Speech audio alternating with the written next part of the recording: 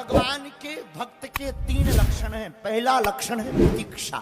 क्या लक्षण है? कौन सा लक्षण पहला है? प्रतीक्षा। प्रतीक्षा किसकी तरह?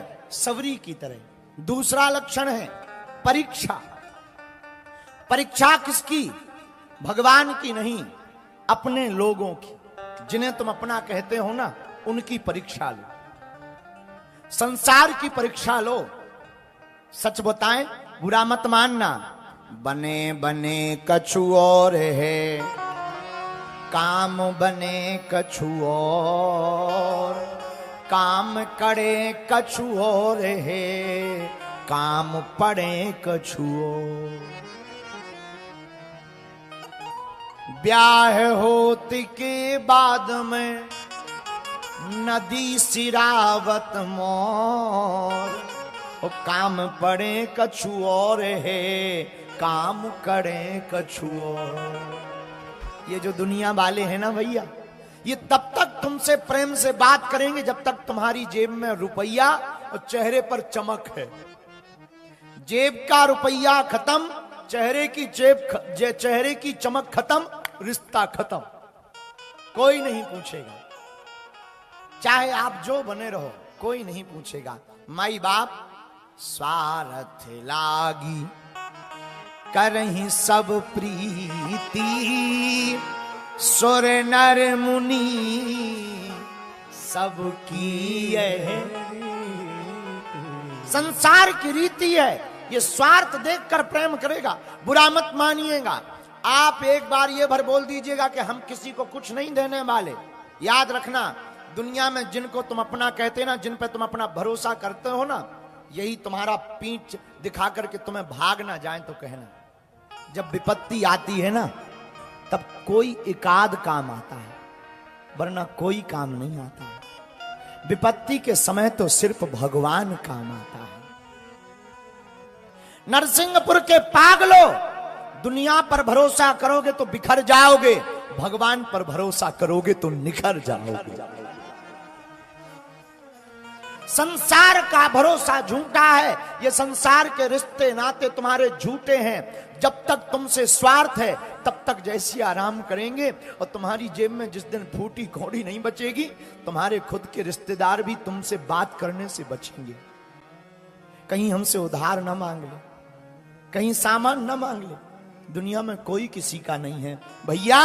दुनिया में अगर किसी का कोई है तो केवल हमारे गोविंद हैं, केवल हमारे बालाजी हैं।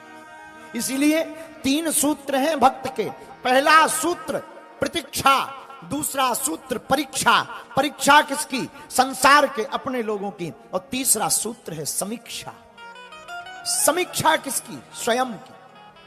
समीक्षा का अर्थ है आकलन करना, स्वयं पर विचार करना, आत्मचिंतन करना।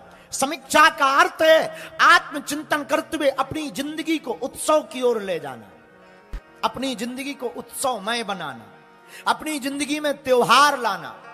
इसकी समीक्षा व्यक्ति के जीवन में प्रतिदिन होनी चाहिए।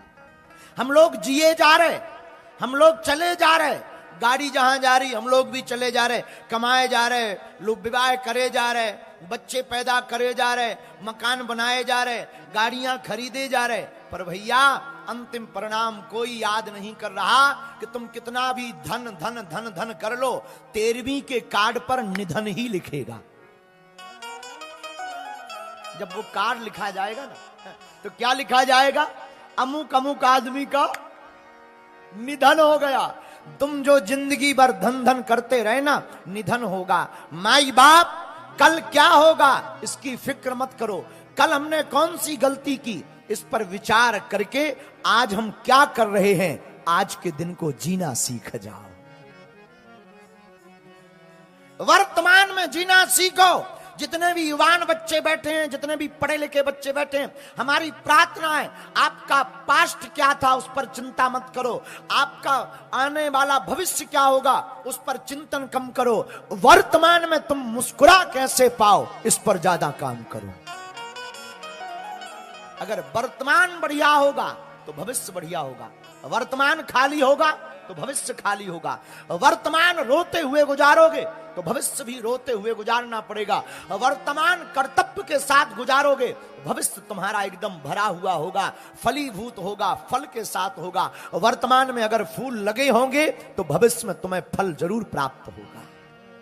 इसलिए मेरे बाप, मेरे माई बाप और मेरे पागलो, तुम इसकी समीक्षा प्रतिदिन करो कि हमने आज क्या किया और कल हमें क्या करना है। मेरे प्रियजनों, इंसान वो नहीं है जो केवल जिंदा है। जिंदा इंसान वह है जिसके अंदर इंसानियत का जमीर जिंदा है। आप जिंदा हो ये महत्वपूर्ण नहीं है, आप दुनिया के क्या काम आ रहे हो ये बहुत महत्वपूर्ण है।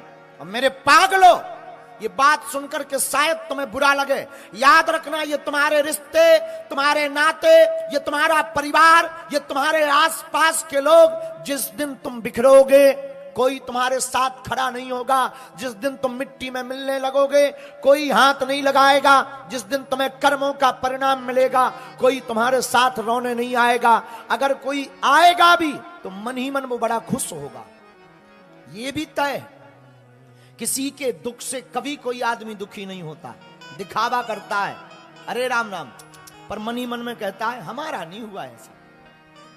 किसी को कोई दुख नहीं होता है मेरे माई बाप। इसलिए हमारी हाथ जोड़कर प्रार्थना है, बात को गांठ बांध लीजिए आप, और बहुत गंभीरता के साथ हमें भगवान की प्रतीक्षा करनी है, संसार की परीक्षा करनी है, स्वयं की समीक्षा करनी है। अगर आप स्वयं की समीक्षा करोगे, भगवान की प्रतीक्षा करोगे, संसार की परीक्षा करोगे तो जीते जी ही आप स्वर्ग पा जाओगे। बुरा मत मानिएगा, आजकल आदमी, बुरा मत मानिए, आजकल आदमी पैसे के पीछे पागल है, बहुत पागल है। जिसे देखो पैसा कमा रहा है, 2 नंबर से आए 1 नंबर। पहले के जमाने में 2 नंबर के पैसों से माताएं तक बचती थी। भैया अनीति का रुपया हमारे घर मत लाना, बच्चों की बुद्धि खराब हो जाएगी। आजकल नीति का खाते ही नहीं, आजकल नीति का खाते ही नहीं, अनीति का ही चल रहा। बोलो जय सिया राम, जोर से बोलो। हम धन के विरोध में नहीं है भैया, हम तुमसे प्रार्थना करना चाहते हैं धन खूब कमाओ, पर इतना मत कमाओ कि केवल धन ही कमाओ। कमाओ कितना? गुरुवर इतना दीजिए, गुरुवर इतना दीजिए, जामे कुटुंब समाए, मैं भी भूखा ना रहूं, साधु न भूखा। इतना हो कोई घर से भूखा ना जाए, ऐसे समझो। शमशान यात्रा किसने जाते हुए देखी है? जरा हाथ उठाओ। शमशान यात्रा अपनी नहीं, दूसरों की। किस किसने जाते हुए देखी है? देखी है? हाँ जी या ना जी? चलो हाथ नीचे कर लो। तुमने कभी देखा गांव की शमशान यात्रा, जब कोई मर जाता है बूढ़ा ठेड़ा, तो उसके ऊपर फूल, बतासे, रुपया फेंके जाते? हाँ जी या ना जी? बाजे भी बजते हैं, उल्टे बाजे कहते हैं उनको, बाजे भी बजते, फूल, बतासे, मखाने, पैसा, सिक्का फेंके जाते हैं। पता है क्यों फेंके जाते? तुम्हें पता है क्यों फेंके जाते?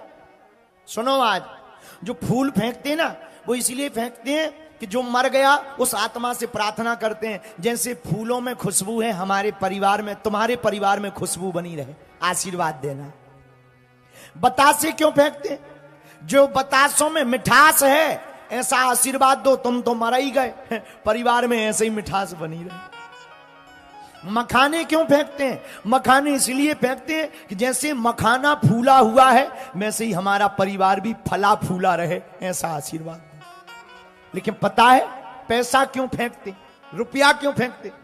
रुपया इसीलिए फेंकते हैं कि जिस 1 रुपया को कमाने के लिए तुम ओवर टाइम करते रहे, 10-10 बजे तक, रातों तक सोए नहीं है, वो अगर तुम्हारे बाप में दम हो तो छाती पे डले हैं, उठा ली। हाँ, जो रुपया फेंके जाते हैं वो इसी चक्कर में फेंके जाते। यही वो रुपया है जिसके चक्कर में तूने कथा छोड़ दी थी, जिसके चक्कर में तूने माता पिता की सेवा छोड़ दी थी। अभी एक बहुत बड़े भारत के बिजनेसमैन मरे थे, आनंद जी वो मरे थे, उनके बच्चे अमेरिका से आए नहीं। क्या होता है संपत्ति का कि बच्चा अंत्येष्टि क्रिया में न आवे, ठटरी बराए ऐसा पैसा, हमारा बुंदेलखंड ऐसा ही ठीक है। पर भैया जब मरते हैं तब पैसा इसलिए फेंका जाता, ले ठटरी के बरे, 5-5 रुपया के लिए तू पूरी रात जागता रहा, गुरु की सेवा नहीं की, माता पिता की सेवा नहीं की, धर्म नहीं किया, पुण्य नहीं किया, ले तेरे बाप में दम हो तो उठा। लेकिन वो पड़ा है, आंख तक नहीं खोलता। जिस पैसे के लिए भाई का कत्ल कर देता वो छाती से अपनी उठा नहीं पाता, जमीन का तो दूर की बात है। इसलिए भैया पैसा कुछ है पर सब कुछ नहीं है।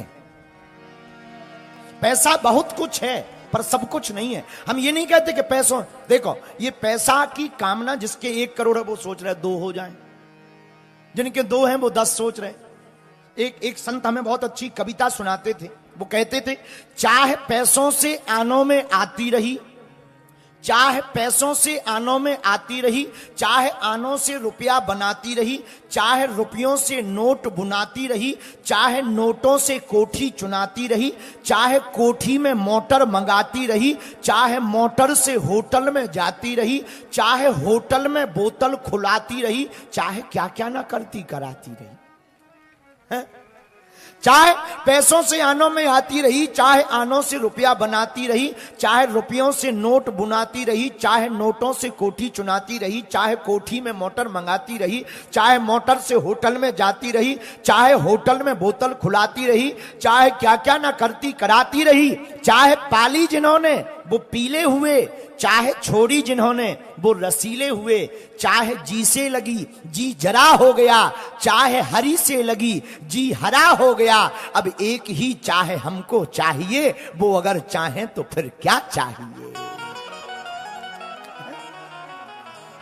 महाराज पैसा सब कुछ है, बहुत कुछ है पर सब कुछ नहीं है। इसलिए मेरे पागलों, आज की कथा का सूत्र बहुत गंभीर है। हमें अपनी समीक्षा करनी है, भगवान की प्रतीक्षा करनी है, संसार की परीक्षा करनी है। अगर संसार की परीक्षा लोगे, खुद की समीक्षा करोगे और भैया प्रभु की प्रतीक्षा करोगे तो एक दिन तुम्हारी झोपड़ी पर भी राम आएंगे। और राम आए न आए, हनुमान जी जरूर आएंगे, क्योंकि